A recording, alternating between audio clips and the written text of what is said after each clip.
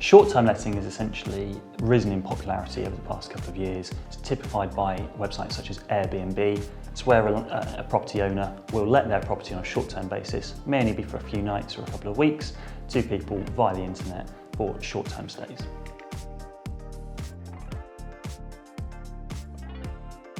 Typically, the issues that get reported to us regarding Airbnb lettings centre around noise, nuisance and annoyance.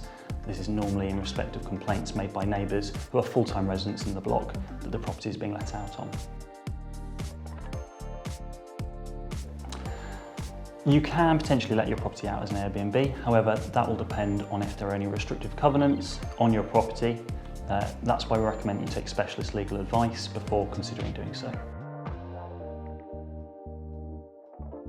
Essentially, a restrictive covenant prevents people from doing certain things. It may say, for example, in your deeds that you cannot cause nuisance and annoyance, cannot let your property for business use, cannot alter or diminish the character of the block. Those essentially would be restrictive covenants that would prevent you from short-term lettings, and the courts have been pretty strict on that. We'd recommend that before you let your property on short-term lettings websites such as Airbnb, you take specialist legal advice. For example, if you let your property to a tenant who then lets their property out via Airbnb, you can potentially evict them under Section 8 of the Housing Act.